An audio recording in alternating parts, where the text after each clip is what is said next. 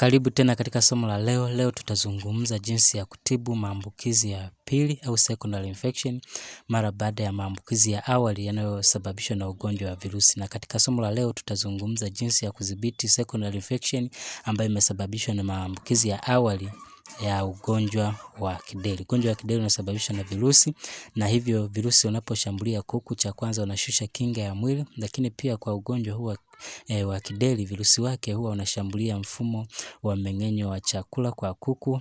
Wale virusi wanasababisha uvimbe kwenye utumbo mwembamba wa kuku, lakini pia wanasababisha mmeng'enyo wa chakula usiwe sawa. Lakini pia kutokana na hali hiyo, nyongo huwa inabaki kwenye mfumo wa chakula, na hivyo kuku anakuwa anaharisha kijani.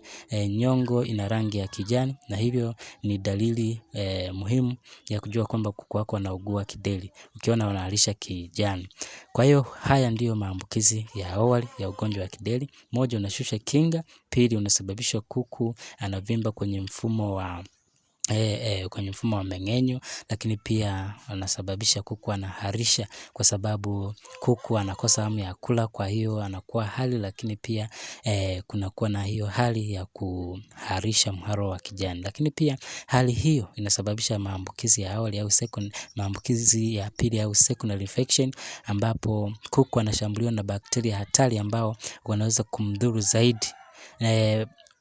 Katika maambukizi haya ya pili, bakteria kama vile Escherichia coli au E. coli bakteria ndio wanaweza kuleta madhara makubwa kwa kuku. Bakteria huyu pamoja na bakteria wanaosababisha magonjwa ya mfumo wa hewa wanashambulia kuku na kufanya ugonjwa uwe mbaya zaidi, na unakuwa katika hali ya utata au complication katika namna ya kutibu.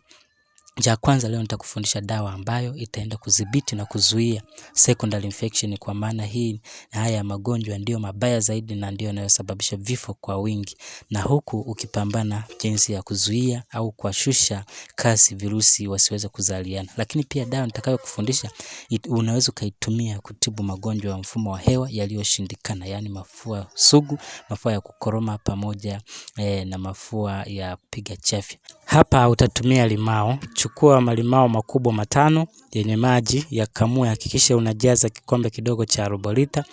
Baadaye chukua chumvi vijiko 2, twange ile chumvi ya mawe, kisha ongeza humo pamoja na kijiko kidogo cha benzeli manjano. Koroga mchanganyiko huo, kisha chukua vitamini kidogo, ongeza kwenye hayo maji, koroga. Baadaye nyweshe kuku wako aliyezidiwa na ugonjwa wa secondary ugonjwa wa kideri ambao pia ndani yake kuna secondary infection. Mnyweshe mililita 2 kwa kuku wakubwa, lakini mililita 1 kwa vifaranga. Wakati huo tafuta OTC ya ng'ombe ile ya maji, chukua mililita 2, mnyweshe kuku ambaye ni mkubwa na mililita 1 kwa vifaranga. Lakini zaidi kwa kuku ambao wana kikohozi tu cha kawaida, kikohozi na mafua, chukua mililita 10, changanya kwenye maji lita 5, uwape wanywe kwa muda wa siku 7. Tengeneza dawa hiyo, itakusaidia.